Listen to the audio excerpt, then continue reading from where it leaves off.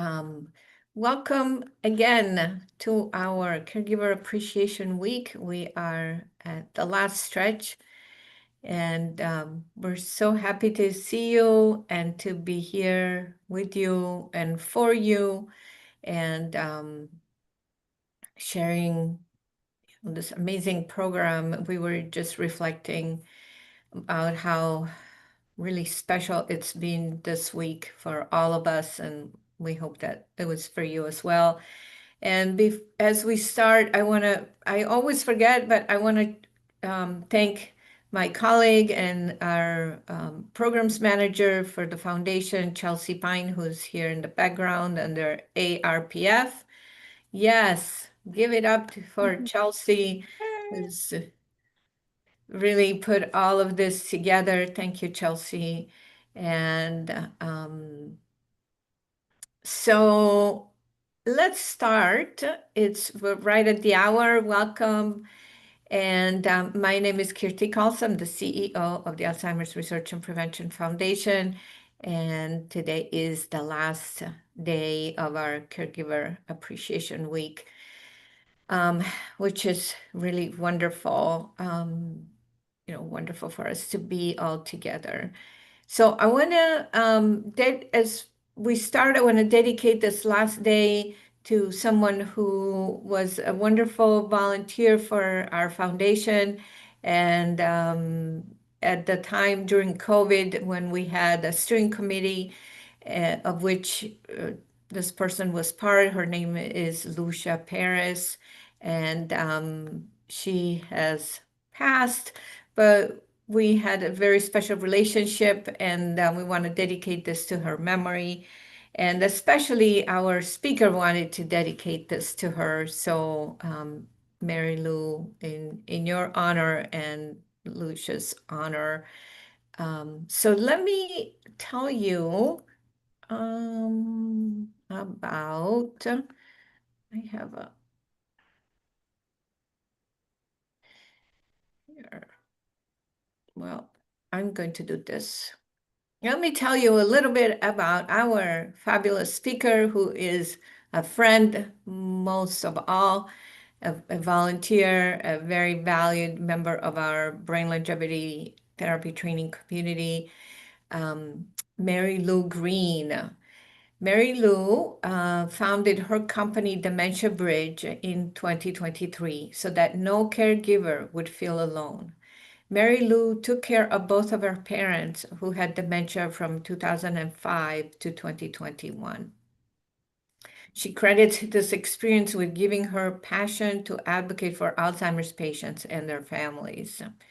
Mary Lou served as the family care consultant and community liaison for the Dementia Help Center from 2017 to 2023 in Palm Desert, California. During that time, she became a NAACP certified dementia practitioner and volunteered to lead support groups and community education sessions for the Alzheimer's Association. In 2019, Mary Lou became certified as an ARPF brain longevity specialist at our live course when we could still do live courses in Phoenix, Scottsdale, Arizona.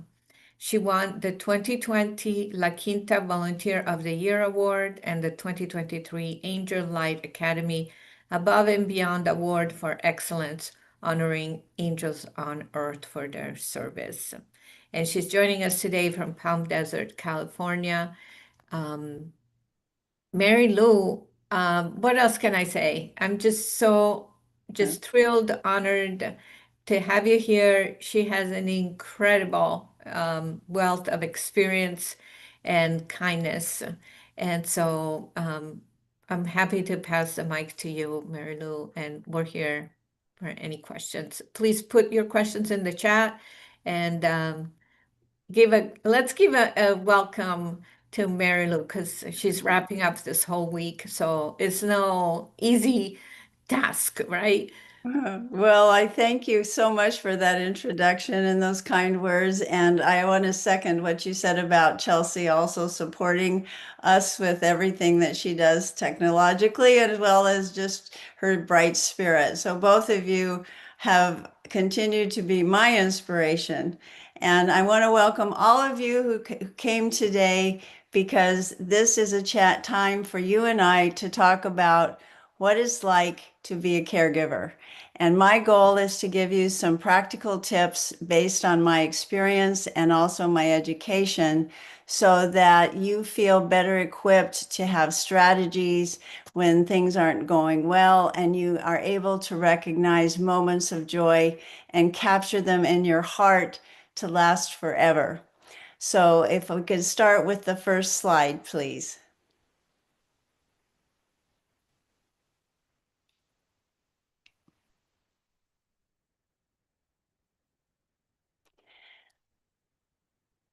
And let's go to the goals of the, can we go to the goals? There we go. Okay, next slide. There we go. Thank you. All right, today here are what I'm hoping we accomplish, and we may accomplish more, who knows? But first, along the way, I will identify the 3 stages of dementia as outlined by the Alzheimer's Association. And then I'm going to spotlight the people, places, and resources to seek at each stage to help you share the care. And then share tips and strategies at each stage to build your confidence. And finally, show ways to put your oxygen mask on first because you need to stay up so you can support your loved one. So let's get going. Slide. I want you to imagine that there is a freeway called the Dementia Freeway. And on this freeway, there are just 3 lanes. Slide. And they are the mild lane, the moderate lane, and the severe lane, representing the different stages of Alzheimer's.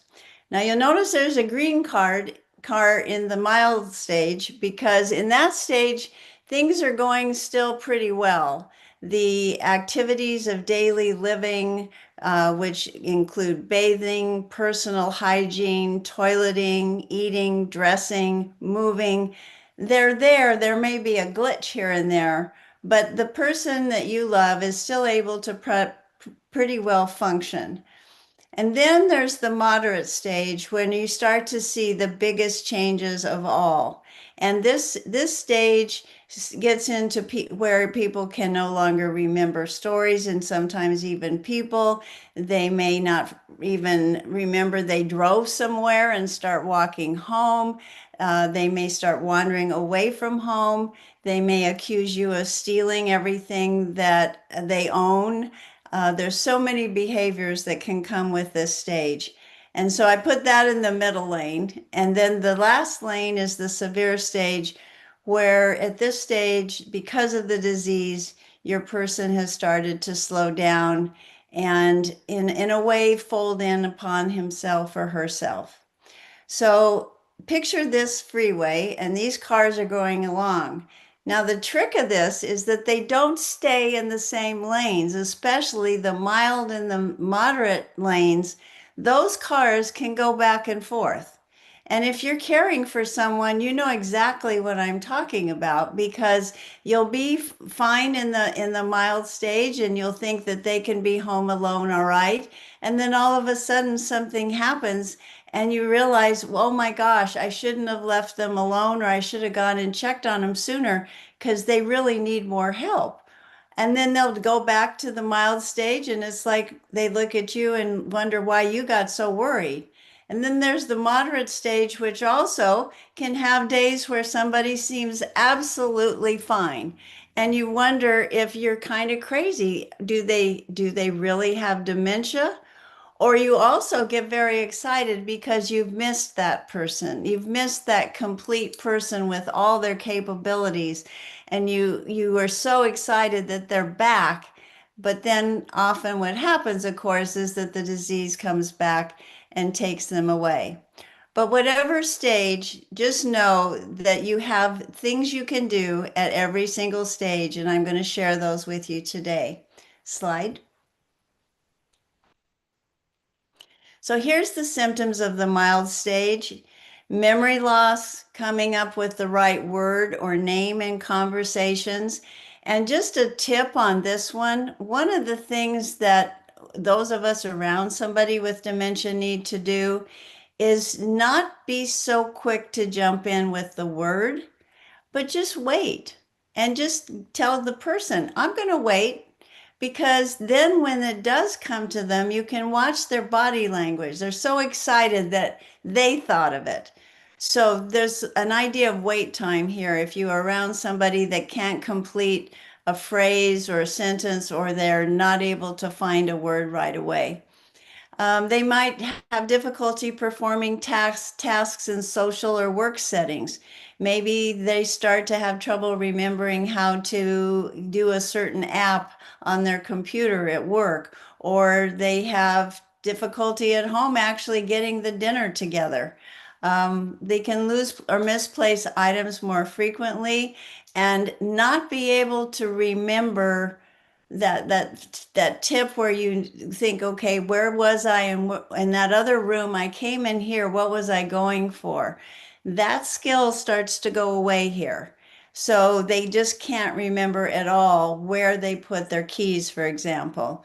Trouble planning and organizing routine tasks at home, and also becoming easily disoriented in familiar places. So, what helps? Well, cognitive training and physical activity. So, the one thing that is going to help with every stage is exercise. For all of us, it recommends that we get 150 minutes a week, even just of walking, can give us incredible brain resilience and neuroplasticity. Also, cognitive training, not just playing games, but also doing new things. Like even today, if you're here and you're learning new information, you're exploring new pathways for caregiving. Every time you're giving your brain a bunch of new information to handle, it will cause it to form new connections. And in that way, you can keep it strong. So remember, back to the exercise part, think motion is lotion. That's my mantra. And even if I'm sitting, I am moving my feet, my hands. So that's something that both you and your loved one can think of, even if you're just sitting watching TV. Next slide. So what can this stage look like? Well, you could open a cupboard and the milk carton is going to be by the cereal. Or somebody that was fastidious and suddenly has the mail just piled up on a table to where it even maybe is cascading onto the floor. Or there's little post-it notes throughout the house with all kinds of reminders, and some of them make sense and some of them don't. And then you'll see dishes stacked everywhere, like in the living room, and they're not clean. So if you walk into somebody's home, whether it's somebody that is your family or a friend, and you see this kind of a setting, this could be your clue that things maybe aren't quite as good as maybe you thought when you were just going out together for lunch. Next slide. So my solution, one of my solutions for getting through all these stages of dementia, is to create a caregiver notebook. And I did that for each of my parents, and now I'm doing it for my husband. And this is what his looks like. I gave him some really fun racing stripes. But in this notebook that I carry with me, I have all of the important information that I need that so often I'm asked for as the caregiver, such as his social security number or his ID and health insurance cards, Costco card, AARP, his medications. Because every doctor, even though if they may have a chart system, you still have to go through the medications and the allergies, as you know very well, and the lists of your doctors, family members, friends, and so forth. Why can this be helpful? Well, first of all, it gets all the information in one place at an early stage, and your person can help you find it because they still remember things. So you can find out where are these papers that like the wills and the powers of attorney and the advanced medical directive and their financial documents. I don't carry the financial documents with me, but I do carry a page that has the Social Security and all of the other information there so that I can open this book. Why is it handy? Well, just the other day we went to the doctor and Dennis had forgotten his, that's my husband, had forgotten his health insurance cards.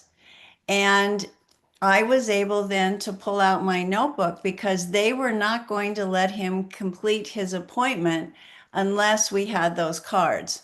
So that's one example. Another is if there's an emergency and you have to go with your loved one to the hospital or meet them there, if you have this and you're not trying to run around the house finding these things, it's a tremendous help. And I really stress to have your POA, which is your power of attorney, and your advanced medical directive here, because you will be asked to show it at times and you really need it. Because if you are the health proxy and you know what the person's wishes are for health, you want to be sure to prove that you are able to stand for that person and express their wishes.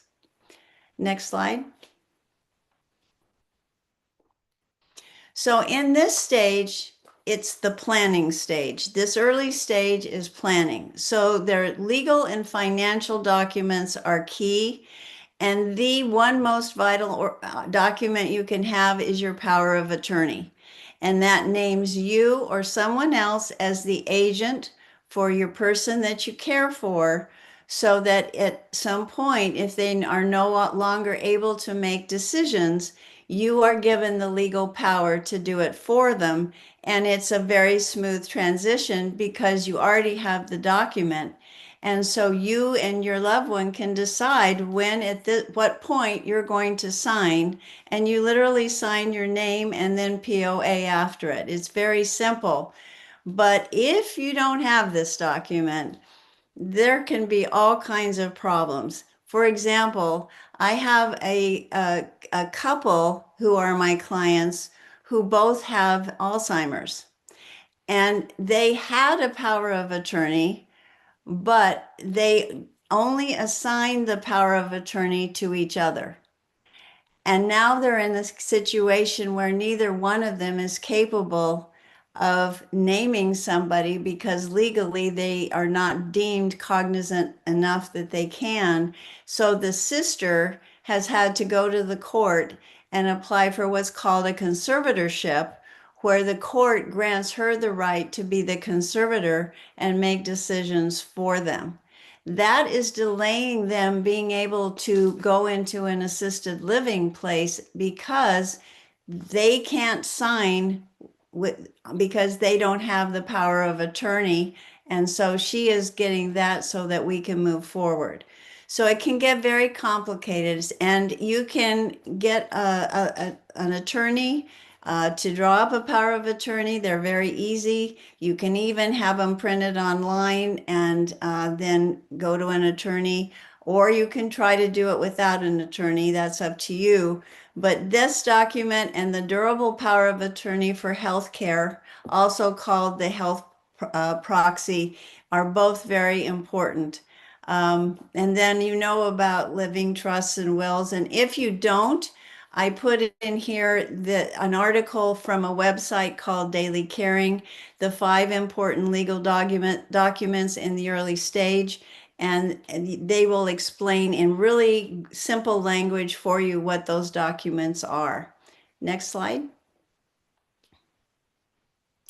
And on the financial side, again, for planning, if there is a long-term care insurance plan, you definitely want to know where that is.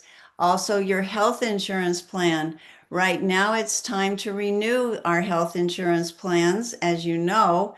And so it's important that you know whether, if it's your parents, well, do they have Medicare and a PPO, or do they have Medicare Advantage? And do they both have the same plans?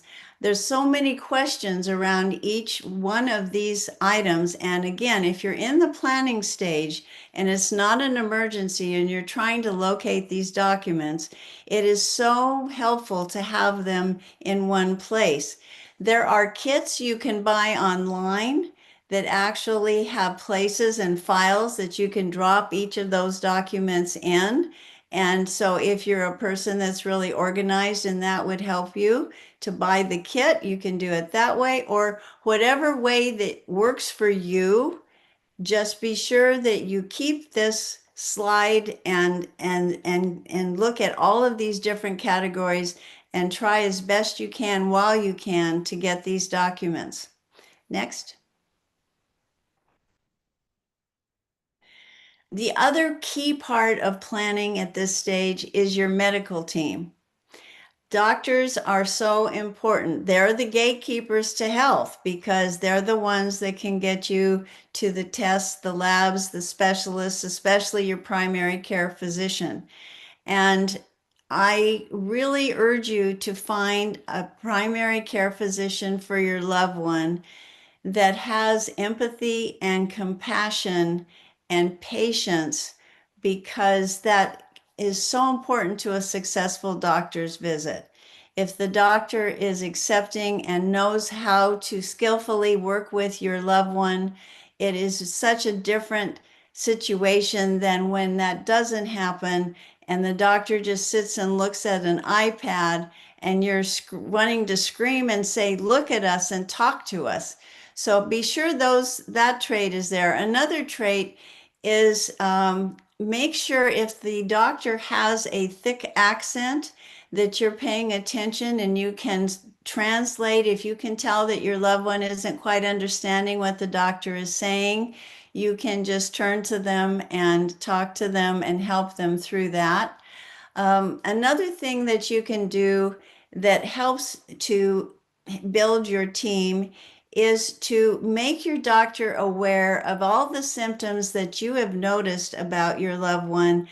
If you're going there for a visit because you're hoping for a diagnosis, and that just means writing down the different behaviors I went through earlier, like found the milk carton next to the cereal, found the keys in the trash can, whatever those are, repeated the same story 5 times.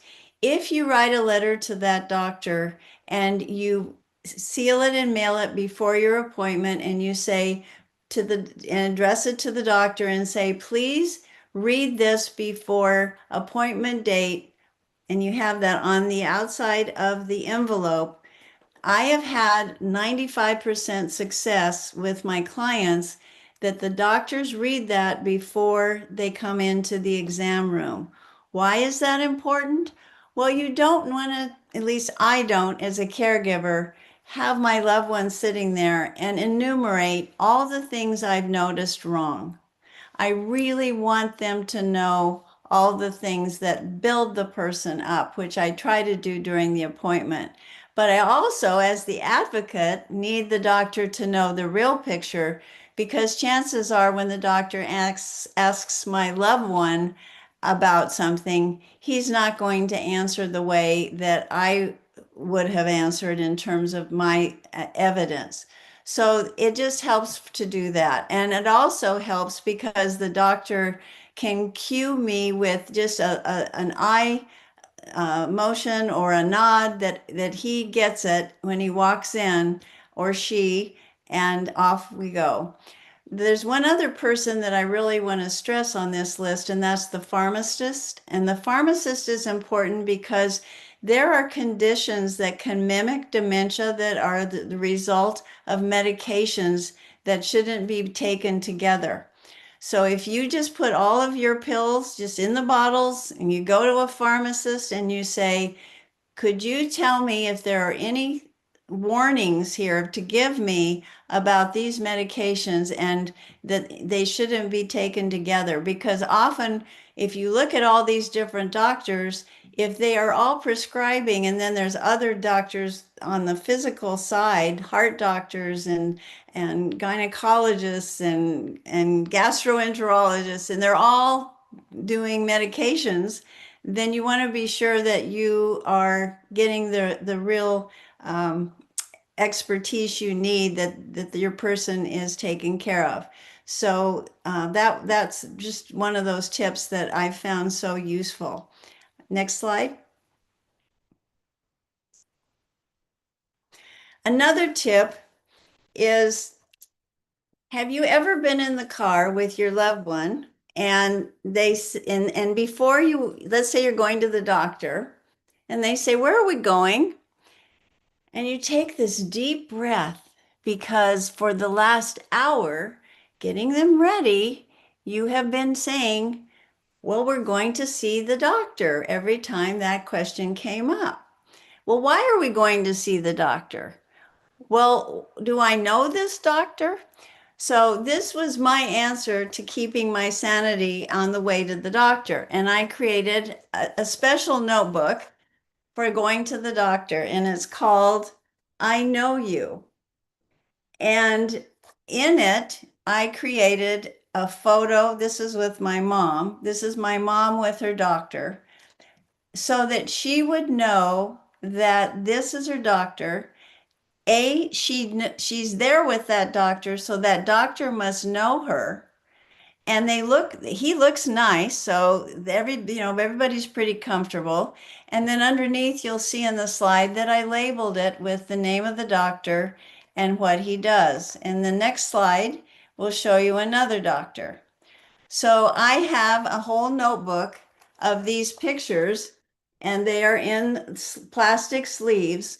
And so I would put them on my mom's lap, and I would open it up to the doctor that we were going to go see. And she'd say, "Where are we going?" And I say, "Oh, Mom, remember this? Look at that picture, Dr. Adams. Isn't he so handsome? We're going to go visit him today." Well, what's he do? Well, you'll see it. I said there that he's your dentist. And again, notice I'm not saying remember, because that is a word you have to get rid of as a caregiver. But this notebook gives you something for them to look at and hold on to and get their attention when you're trying to explain that. So I invite you to do the same, and I have not had a doctor yet that refused to let me take their picture with my mom, and I'm sure you'll have the same experience. Next slide.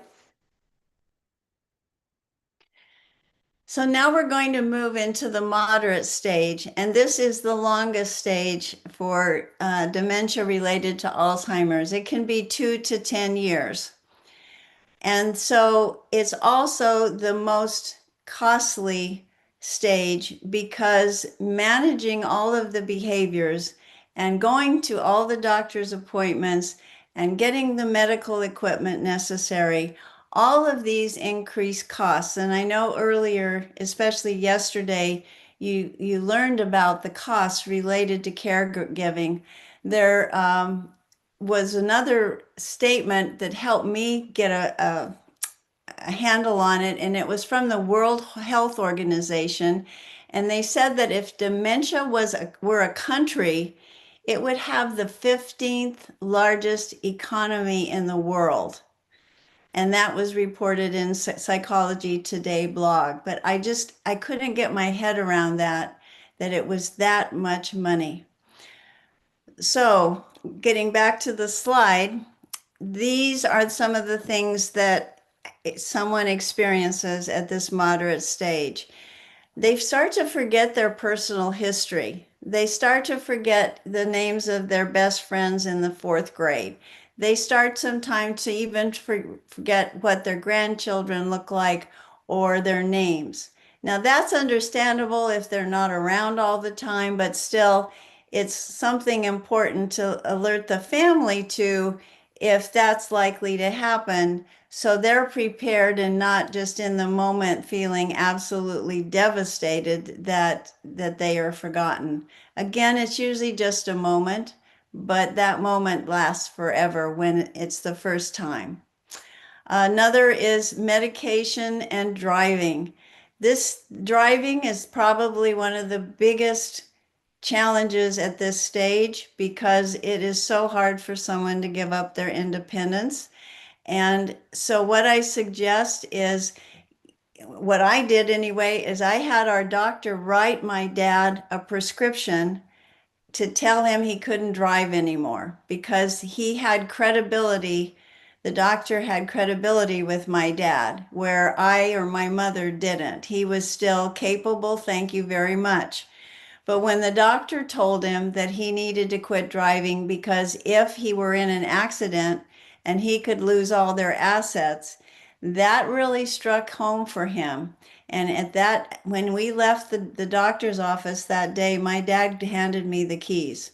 So there are other techniques, and if you go to some of the other caregiving websites that I'm giving you through your handouts, you can look, how do I help my person give up driving? There are some really good tips out there. I could give a whole workshop just on that. The other thing that can happen at this time is somebody who has been really a calm person all their life suddenly gets very agitated and very aggressive. And it's startling when that happens. And so in that case, you can learn behaviors to redirect them and or find out what is causing that aggression. Often they are tired or they're hurting or they're thirsty, but they don't know how to say that anymore. And so it comes out as this behavior. Another behavior is wandering, and that means that often later in the day, there's a symptom called sundowning where somebody starts to just not be as clear in their mental state, and they will start to think that they need to go out and meet the children down the street at the bus stop, and they will just open the door and leave.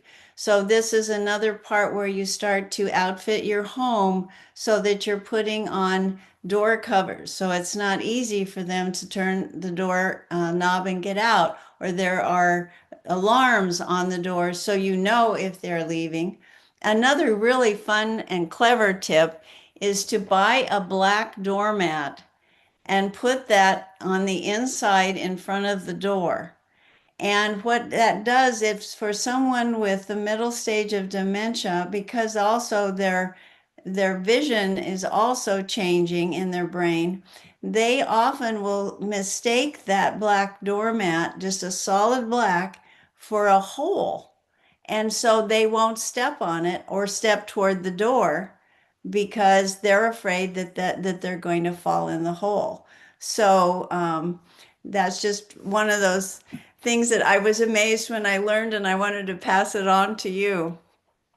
Another is problems with language, repeating the phrases in stories. And what's hard for us as caregivers is that we could tell those stories ourselves because we've heard them so often. And we start to want to do that because we're trying to help them. But again, there's that wait time I talked about, and let them, if they change the story, don't correct them. You don't say that's wrong. That's one of those phrases. You don't say that's wrong or you're wrong. Never say you. Um, but I find a tip from Tony Robbins really helped with this, and that is each time that he or she tells the story, I listen for something different. That makes me listen and gives me a purpose so I don't feel brain dead anymore. But I also then start to see maybe changes that are going on. And does the new story replace the old story? So, as a good friend of mine who had a husband who was extremely aggressive in the middle to late stage of Alzheimer's, she said, you just have to be a detective, Mary Lou.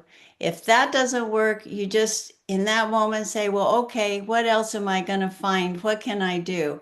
And I loved that because we want to help and care for our loved ones. And if we can avoid taking it personally and just think, okay, that didn't work, and immediately go into, well, what else? That really helps us.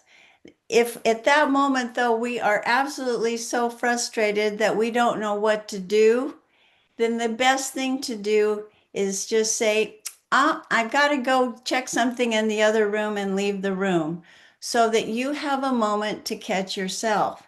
You may feel you're angry. You may feel about to cry because this moment has brought something to you that is just hurting. Sometimes seeing our loved ones causes in this way causes us to hurt. So when that happens, go to the other room, take 3 deep cleansing breaths, and send all of that negative energy out your feet and your hands, and then come back to the room and put a smile on your face, because if you come with a smile, it disarms them, it calms them, because they may wonder when you left how you were feeling. And lastly, difficulty with coordination and motor skills. So here is when the activities of daily living start to have difficulty, in that someone cannot maybe go to the bathroom by themselves, or they need to have help with depends. They may not be able to feed themselves anymore. Maybe they can't completely dress themselves, or when they do dress themselves, they may put on 5 layers of things that don't go together. So this is when your job really can get up to feel massive because of the help that's necessary. So what helps? Well, behavior interventions, just a couple that I said here, and structured routines.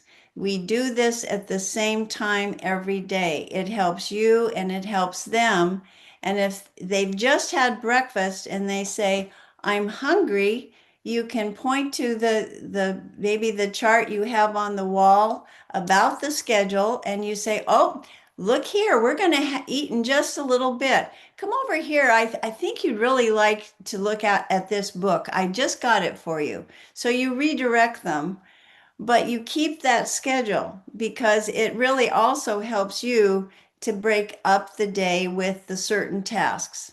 So decide what you need based on medications, your person, your schedule, and go from there. I really, really have a special place in my heart for those of you who are part of the sandwich caregiving generation. That means you are raising children and you have elderly parents you're taking care of at the same time. There is no way to, even for me to comprehend, because I've had one schedule with one person, but I don't know what it's like for you to have, especially multiple children and your own marriage. So please, please keep that in mind. And there is a website for that. It's called thesandwichclub.com. So go there and you'll be welcomed. Allie Chadwick is part of that group, and I hope you will find the help that you need. I have found some great advice there. Next slide. This is my symbol for the middle stage of dementia, the moderate stage. This remote belonged to one of my clients. Her name was Ms. Therese. And Miss Therese was 80 years old, living alone, and her neighbor called her family in Canada and said, I think Miss Therese needs help because she's wandering the neighborhood in her bathrobe and slippers. And so I was called, and I got to be the caregiver for Miss Therese all the way through the time I met her, and then actually flying her home to her family in Canada. And when I met her, she had not had a haircut in a year. This was after COVID. She was wearing always the same clothes, stained clothes. She wasn't changing her clothes.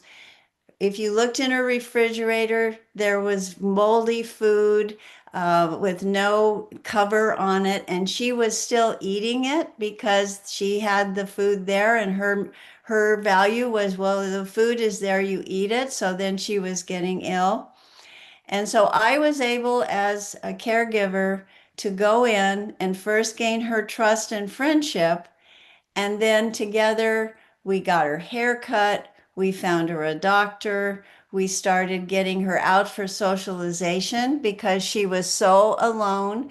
There were the local places that we went and we played bingo. And the thing about Miss Therese is to this day, she could never tell me my name. And she just knew me and she'd smile, but she never could remember. She'd always say, "Who are you?" And of course, I'd say, "Well, I'm Mary Lou." And she'd say, "Oh, yeah, I know you." And off we'd go. Well, this remote is the symbol because if you have anybody in your house that has dementia and you have had remote wars, you know what it's like when they get a hold of it and they keep pressing buttons. And if you're not living with them, you keep getting these calls about, would you please come over? I don't know, the TV's broken. So I took blue painter tape and wrapped it around all the unimportant buttons that I could find. And then I labeled, as you can see, the three buttons. There's the top button for on and off, and then the one for volume, and then the one for channels. And that was my solution. So again, I encourage you to be creative and be a detective and find the way that works and talk to other caregivers. Go to support groups. They are the most wonderful place for you to get new ideas. I'm going to give you more ideas that for you to do at home, but if you can get out with other people for socialization, that's one of our pillars at the Alzheimer's Research and Prevention Foundation, and you have to fill yourself up. So I'm happy to report that Miss Therese is with her family in Canada. The sad part is, even though I got her there and I thought because she would be in Canada and she would see snow, she'd realize she was there and reunited with her family. I am so sad to tell you that she's still in Canada with her family, talks to them about hoping to see her family and getting to go to Canada. And there is nothing physically wrong with her. So she will probably live to be 90 to 100 years of age. And that's when it takes all of our empathy to love somebody, realizing where they are, how trapped they are, and going into their world. And she used to sing a song, Que sera, sera, what will be, will be. And I've adopted that song too. So I suggest you come along with me and adopt it. And when those moments happen, just sing the song. I'm not going to sing because I don't have a good voice, but just let it go. Que sera, sera. What will be, will be. Next slide.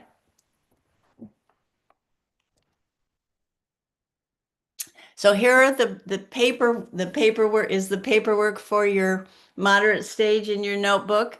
So I'm not going to spend a lot of time here on all of these different points, but the people are important. Finding that one friend that gets it is your mission as a caregiver, whether it is a family member or a friend. That person needs to be your person that is a supporter. The others who are friends who are asking what they can do, create a list of things for them to do. Have them bring a meal, or have them pick up some groceries, or have them come sit with your loved ones so you get respite. So you might have a list of these people and what they do, because if you bring your family in, which I find highly suggest for respite for you, and they stay with your person or your loved one while you get out for a while, then you can give them your notebook and they have this list of people that if they were caring for them and they needed some help, they could call one of those people to help you.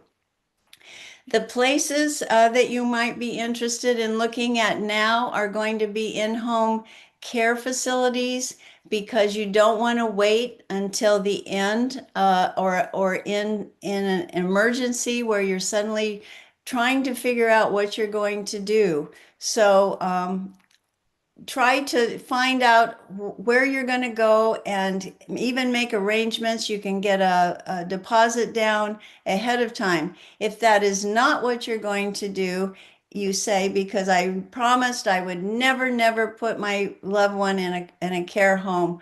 I caution you about that because there may be a health situation that comes up for you or your loved one's behavior and needs change, and you cannot do it alone anymore. And that's the time you have to say to yourself, I may have to rethink this. I may have to share the care. I ought to at least go see what the homes are around here.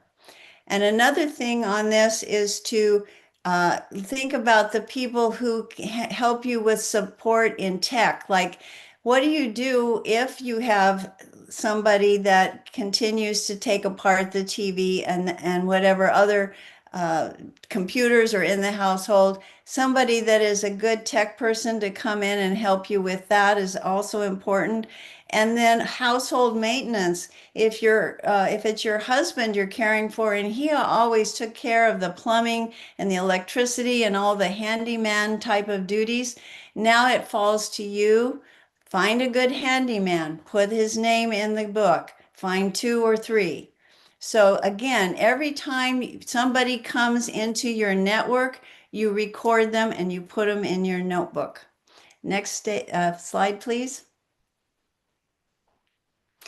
Two national helplines that you can call when you are at your wits' end. One, the Alzheimer's Association, is a 24/7 number. So this number is good to have right where you can find it. And there's two levels of help. First is somebody right there on the line, the helpline agent, who will help you in the moment. And then at the next level is a care consultant who is a master's level expert, and they can help put together an action plan for your individual need. You also can go to your local Alzheimer's Association if your town where you live has one, and you can ask them to help you develop a personalized plan also. And then there's also this number for the Care Action Help Desk. They keep Eastern working hours, so they're from 8 a.m. to 7 p.m. But again, they can also help you. And both of these numbers can help you even find local resources. Next slide. What are some helpful books? If you're up, like I was sometimes at 3 in the morning, trying to figure out a problem, sometimes books can be that friend instead of that helpline. So this book, Travelers to Unimaginable Lands, is one of my favorite because the author gets into the mind of both the caregiver and the care recipient in situations. And it really is useful to understand both sides of a particular situation that she's describing. I learned so much from this book, and so I hope you will find a copy and read it. And the next is Thoughtful Dementia Care, and this is written by a nurse who really gives you some wonderful basic tips for going through the whole journey. And I learned so much information in this little book, and it's small type, but it just tells you a day-to-day approach and what to do. And then this one, Creating Moments of Joy. This is one of my favorites because I just love the idea that caregiving does not have to be a death sentence. And it doesn't have to be always doom and gloom. Yes, we sweat. Yes, we cry. Yes, we despair. Yes, we sometimes feel like there's nobody in the world that can help us. But if you have this book and you can open it up, it can give you ideas for you to create a moment that helps you feel like, yes, I can do this. Even if it's just one more day, I can do it. So I hope that you will get a chance to read those three books. Next slide. Here are Facebook support groups. These, you just go to Facebook, type in the name of each of these caregiver support groups, And then you ask to join. And it's usually just asking you, are you going to abide by the rules? And you say yes. And that means that you're not going out and quoting what people say, just like the same thing as a support group. But you can join it. And again, you have access to all kinds of ideas and you can ask questions, and the community will get online with you and help you solve your problem. It's wonderful for not feeling alone. Next slide. Here are some trusted experts beside the people that are present here at ARPF. Teepa Snow, if you're not familiar with her, is an occupational therapist. She's been in business for over 40 years, and she has a positive approach to dementia care website. She's fabulous because she role plays the person with dementia to a T and then switches to her own role. And it's very fascinating to watch these role plays because you learn then as a caregiver how you can do the same thing. And then Dr. Leslie Kernison has this program on YouTube, Better Health While Aging, and she does hour-long programs on topics that are just fabulous. And lastly, Amy Goyer, you've probably seen her on television a lot representing AARP. She took care of her parents and went bankrupt in the process. So she has quite a lot to tell you about the financial side of it. Next slide.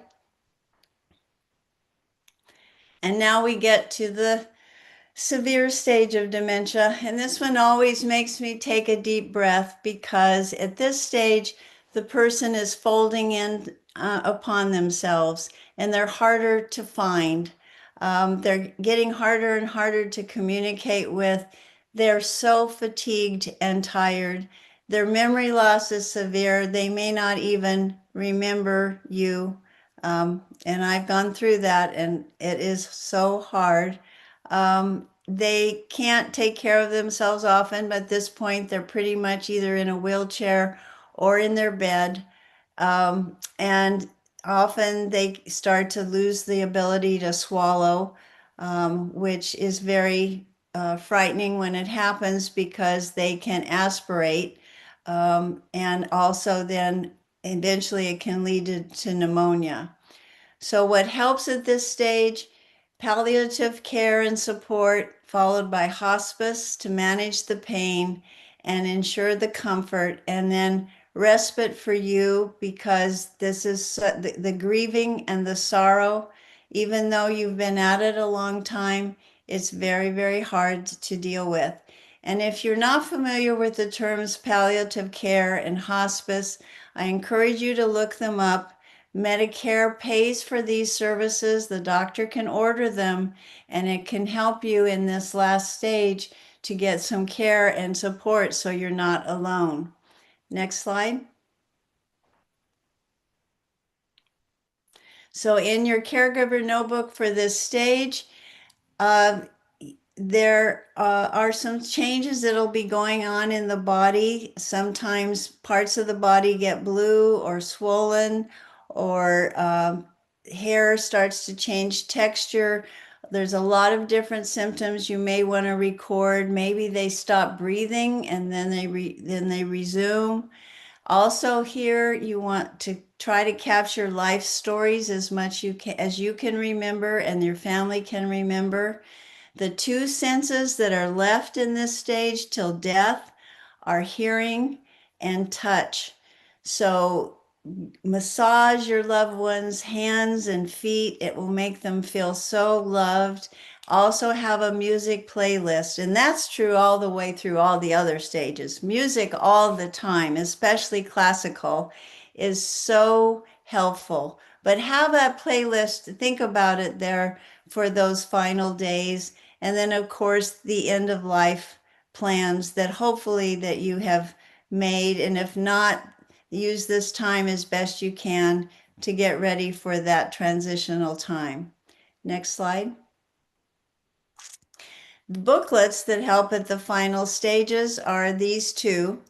One is the end of life that actually Dr. or Barbara Carnes goes through and tells you what to expect as somebody is dying. And it's very helpful because sounds and smells can change and it can be very rattling, but this helps you prepare. And then finally, to take yourself through the journey of grief because you have dedicated yourself to this person for so long, and it's going to be quite a journey for you once they're gone. And the last slide. To you, dear caregiver, regardless of what challenges you are facing right now, know that it has not come to stay, it has come to pass. During these times, do what you can with what you have and ask for help if needed. More importantly, never surrender. Put things in perspective. Take care of yourself. Find ways to replenish your energy, strengthen your faith, and fortify yourself from the inside out. Thank you.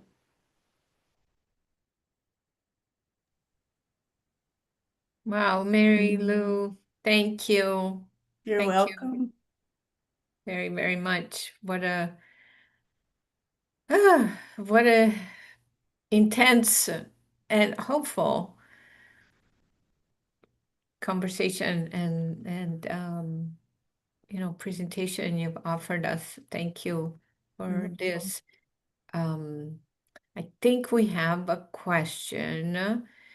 Um, so thank you so much for the great information, ideas, and presenting them very clearly.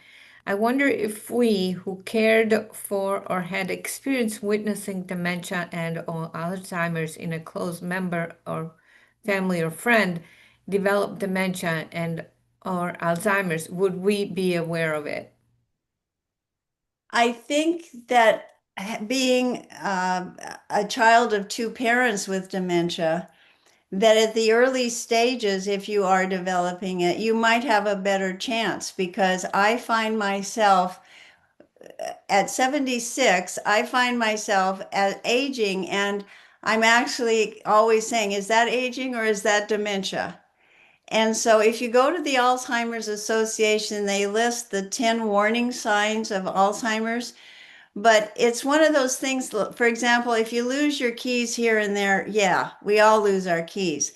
If you're losing your keys, or if you lose them to the point you can never find them and have to keep having somebody make them for you, then if you have that problem repeating, you can self journal. And this is what I suggest to anyone because they find that we start to slide into or develop dementia 18 years often before it's diagnosed. That's a long time. So if you're keeping track of it and you're doing it for yourself, and you start to go in and say, Doctor, I'm concerned. I've been doing this. I put the milk by the cereal and I didn't know it till it started to smell. Those kinds of things. If you can be courageous enough to go do that, think of how the doctor can help you because you can have a conversation with them. So I don't think once we get, if it is myself, once I get to that late, middle, and late stage, I won't. But I think yes, I would think that at this early stage. But I want to say, just because your parents had dementia doesn't mean you will. I want to get that in. And at ARPF, we're all about prevention. So. Exactly, exactly. Thank you. I want to get a couple of really beautiful comments here. Everybody's saying thank you as awesome. This is a really beautiful comment. Mary Lou, you generously gave us a treasure trove of information, resources, and support with love and empathy. You are the perfect person to wrap off this very important week. And then what a wonderful way to end the week and such wonderful information. Thank you for sharing of yourself. Your heart is very full of love and you have brought joy. So we have a lot of thank yous, and we've put some information in the chat, but you will receive all the uh, handouts and links. Give us a couple days. We'll get back in touch next week. It's been a busy week, but you can see why we invited Mary Lou, and I hope you enjoyed really all of our very special guest speakers this week and experts that have presented. And I want to remind everybody that in a couple of weeks, we have a meditation challenge coming up. It's going to be free. We're going to meet every day, Monday through Friday, for 30 minutes only. And at the same time, we're going to practice Kirtan Kriya meditation for our memory and our brain, and it'll be really uplifting and a lot of fun. And for those, we have referenced the brain longevity therapy training. And if you are interested, you can find information about this certification program at arpf.com. And it's been an honor to be with you and be able to offer this. I want to thank all those of you who have supported this program and all those who donate to support the work of the foundation, because, of course, we have expenses and need that support. So we thank you so very much from the bottom of our heart. I wish everybody a great weekend. Mary Lou, especially for you, thank you so very much for being here with us and My sharing all pleasure. this. And Yeah. thank you all for joining us. I wish you good health and a really nice weekend. So see you in a couple of weeks.